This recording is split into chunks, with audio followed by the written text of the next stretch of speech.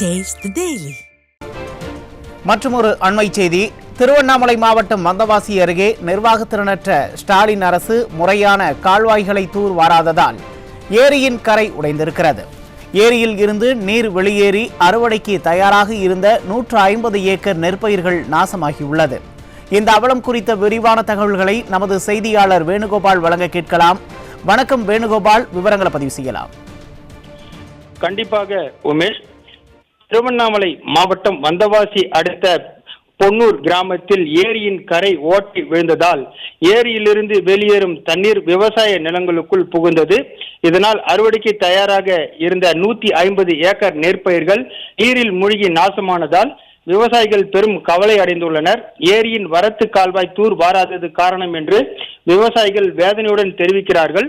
அதாவது வந்தவாசி சுற்றியுள்ள பல்வேறு பகுதிகளில் நேற்று இடைவிடாத கனமழையானது பெய்து வந்தது. இந்த நிலையில வந்தவாசி அடுத்த பொன்னூர் கிராமத்தில் 300 ஏக்கர் பரப்பளவு கொண்ட மிகப்பெரிய ஏரி உள்ளது. கனமழை காரணமாக ஏரி முழு கொள்ளளவு எட்டி நிரம்பியது. இந்த நிலையில் ஏரியின் கரையில் ஓட்டை விழுந்ததால் ஏரியிலிருந்து வெளியேறும் நீரானது அருகில் உள்ள விவசாய நிலத்திற்குள் புகுந்தது. இதனால் 150 ஏக்கர் அறுவடைக்கு தயாராக இருந்த நெற்பயிர்கள் நீரில் மூழ்கி நாசமானதால் விவசாயிகள் மிகுந்த கவலை அடைந்துள்ளார்கள். ஏரியின் வரத்து கால்வாயை முற்றிலும் சேதமடைந்த காரணத்தால் ஏரியிலிருந்து வெளியேறும் நீரானது அருகில் உள்ள விவசாய நிலத்திற்குள் புகுந்துள்ளதாக விவசாயிகள் வேதனையுடன் தெரிவிக்கிறார்கள்.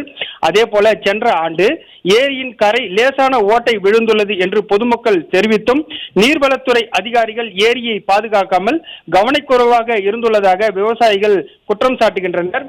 ஏக்கர் ஒன்றுக்கு 30,000 ரூபாய் முதல் 40,000 ரூபாய் வரையில் செலவு செய்திருந்த நிலையில் தற்போது பெய்த மழையின் காரணமாக 150 ஏக்கர் அறுவடைக்கு தயாராக இருந்த நெற்பயிர்கள் நீரில் மூழ்கியதால் விவசாயிகள் வேதனை அடைந்துள்ளார்கள். அதே போல கண்ணீர் சிந்துகிறார்கள்.